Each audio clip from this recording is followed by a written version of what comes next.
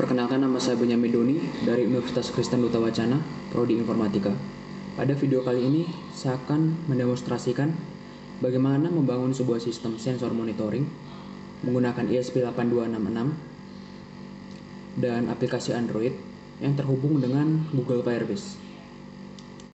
Untuk kebutuhan hardware atau perangkat keras yang akan kita gunakan pada proyek kali ini, yang pertama itu adalah Node MCU ESP8266, dua buah sensor, yaitu sensor cahaya dan sensor api.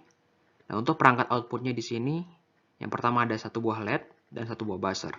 Dan jangan lupa juga untuk menyiapkan kabel jumper dan project board yang akan kita gunakan untuk merangkai semua rangkaian ini.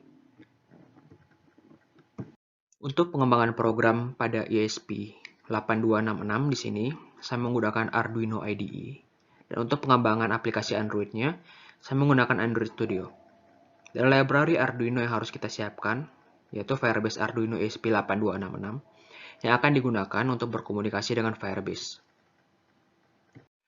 Berikut ini merupakan susunan komponen atau rangkaian pada project board yang akan kita gunakan pada project kali ini. Dan langkah selanjutnya, yaitu kita akan membuat sebuah Firebase project.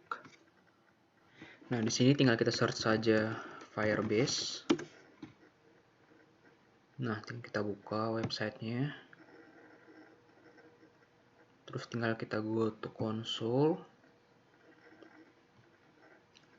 Kita buat project. Nah, di sini kita tinggal menginputkan nama project kita. Saya akan menginputkan Smart Home IoT. Lanjutkan. Kita klik lanjutkan. Akunnya di sini pakai yang default account for Firebase saja. Terus kita tinggal buat project. Nah, ini memang agak lama ya. Kita tunggu prosesnya dulu.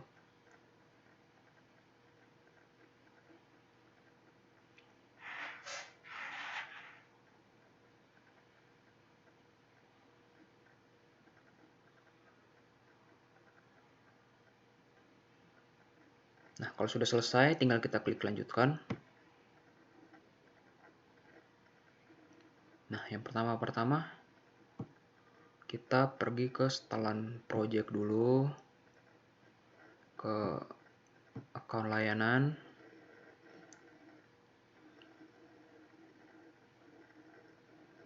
Rahasia database. Kita akan mengambil secret key-nya dulu. Nah, ini secret key-nya.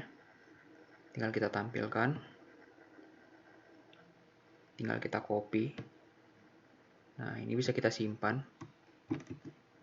Ini akan kita gunakan nanti untuk di Arduino IDE-nya sebagai autentikasi kita. Setelah itu, kita tinggal membuat database-nya.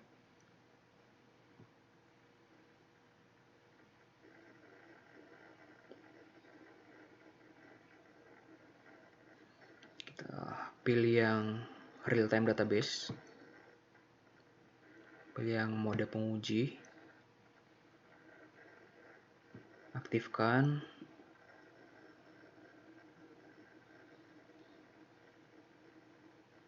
Nah, ini juga penting. Bisa kalian copy.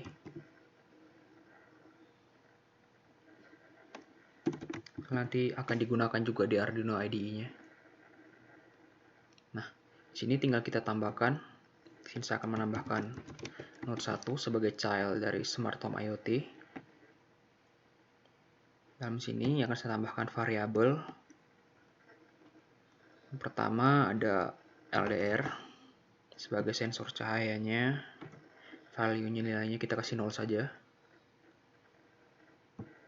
Terus flame sebagai sensor pendeteksi apinya. Itu ada buzzer sebagai output yang akan menghasilkan suara nantinya apabila terdeteksi api di sini. Setelah itu ada LED.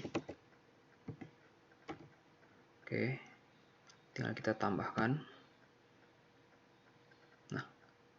Berikutnya kita akan lanjutkan ke codingan kita di Arduino IDE-nya. Berikutnya kita akan membuat program untuk ESP8266-nya menggunakan Arduino IDE. Sekarang kita akan membuat program untuk ESP8266 menggunakan Arduino IDE. Nah, di sini saya menggunakan dua buah library.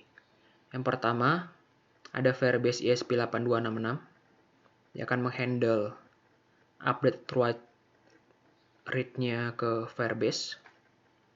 Kemudian ada ESP8266 Wi-Fi-nya yang akan menghandle konektivitas ke Wi-Fi-nya. Oke, yang pertama di sini ada Firebase host. Firebase host ini dapat kita isikan dengan URL Firebase kita yang telah kita copy tadi. Dapat kita masukkan ke sini. Kemudian Firebase authentication-nya, secret key-nya yang tadi juga kita telah kopikan ke sini. Kita dapatkan dari Firebase-nya tadi. Dapat kita masukkan ke sini. Kemudian Wi-Fi SSID. Nah, di sini kalian dapat mengisikan Wi-Fi SSID kalian dan password-nya. Nah, di sini saya ada menggunakan 4 buah pin. 2 pin untuk input dan 2 pin untuk output. Terus yang berikutnya di sini ada Firebase data yang akan menghandle update read dan write-nya ke Firebase. Terus ada string pad di sini. Yang akan root pad ke node 1 yang kita buat tadi di Firebase-nya. Terus ada beberapa variabel di sini yang akan berguna untuk program kita nanti. Oke, pertama ada void setup. Di sini yang pertama ada serial begin. Terus ada pin mode yang di sini telah kita set pin mode 2, ada 2 pin mode untuk input dan 2 pin mode untuk output. Terus di sini untuk Wi-Fi-nya, konektivitas ke Wi-Fi-nya. Terus di bagian void loop saya memberikan delay setiap setengah detik. Nah, terus di bagian blok ini adalah blok untuk IR flame sensor. Yang apabila terdeteksi adanya api, kita akan mengeset INT ke Firebase pad flame dengan nilai 0 dan pad buzzer dengan nilai 1.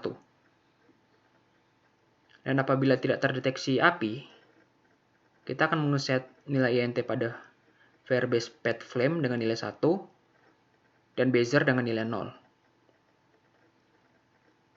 Nah, kemudian blok yang berikutnya adalah blok untuk LDR sensor.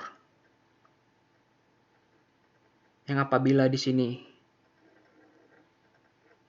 tidak terdeteksi adanya cahaya, kita akan mengeset nilai INT pada Firebase pad LDR dengan 1 dan Firebase data pad LED-nya dengan 1.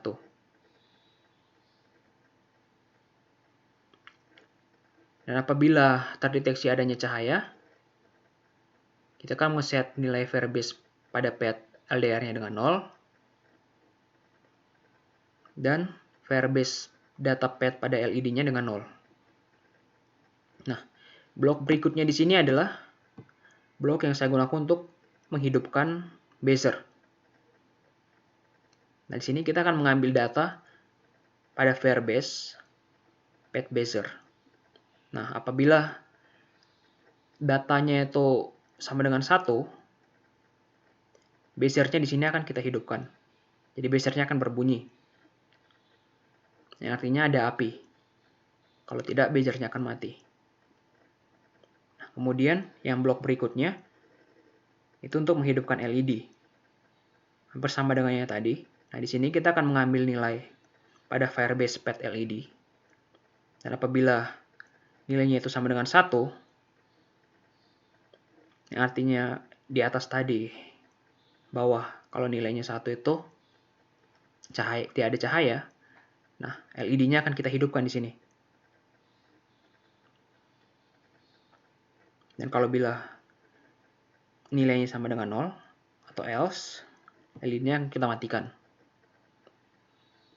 Oke, sekian.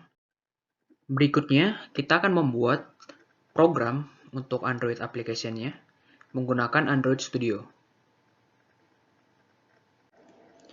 Untuk Android application-nya, di sini kita pertama akan membuat struktur tampilannya dulu mau seperti apa. Nah, di sini saya menggunakan 4 buah text view.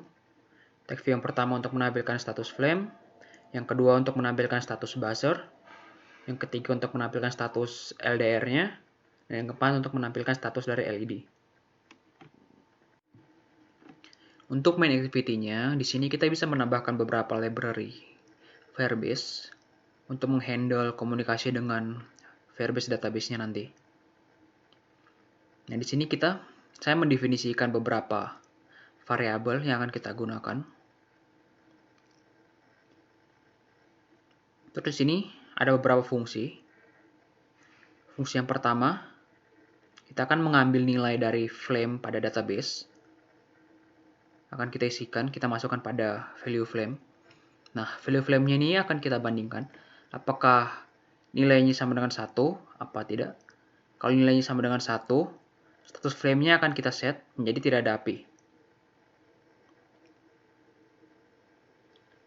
Kalau tidak, status flame-nya akan kita set api terdeteksi.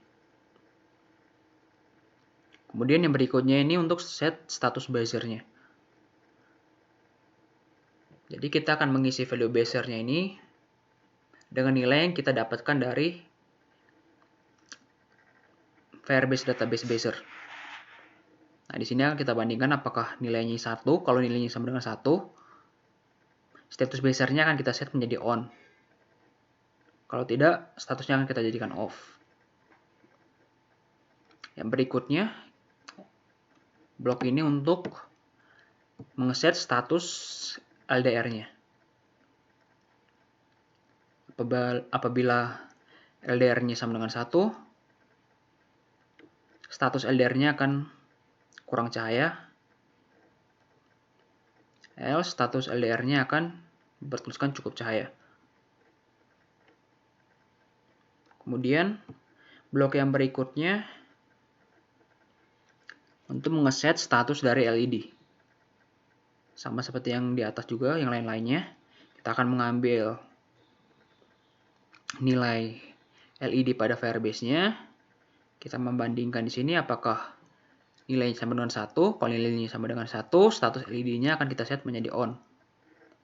Selain itu, statusnya akan menjadi off. Setelah selesai membuat tampilan dan kode untuk aplikasi Android, berikutnya kalian perlu untuk menghubungkan aplikasi Android kalian dengan Google Firebase. Dan di sini kalian tinggal masuk ke project setting. Kalian pilih yang Android. Apps nickname-nya, aplikasi Android package name-nya. Tadi punya saya ini. Untuk apps nickname-nya bebas.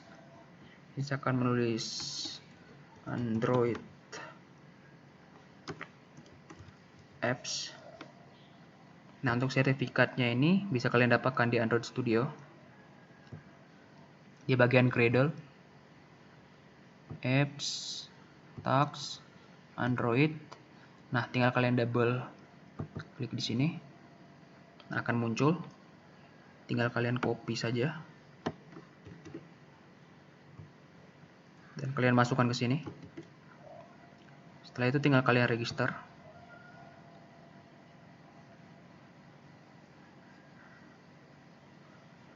Nah, berikutnya tinggal kalian download ininya, Google Service JSON-nya. Terus kalian masukkan ke sini. Karena tadi sudah saya download, jadi kita next saja. Terus tinggal kalian masukkan ini ke bagian dependensinya di build Gradle-nya. Berikutnya ini tinggal kalian ikuti saja langkah-langkahnya. Setelah itu next. Dan Sudah. Ini status awal pada Google Firebase dan aplikasi Android. Nah, apabila cahayanya kita tutup, statusnya akan berubah, LED-nya akan hidup.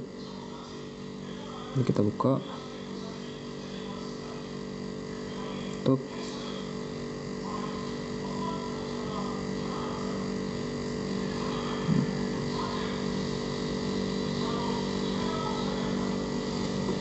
Untuk flame sensor, apabila terdeteksi adanya api,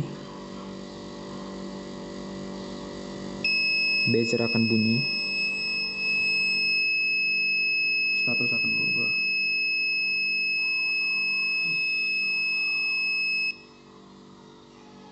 Kita matikan, kembali normal, buzzer akan mati.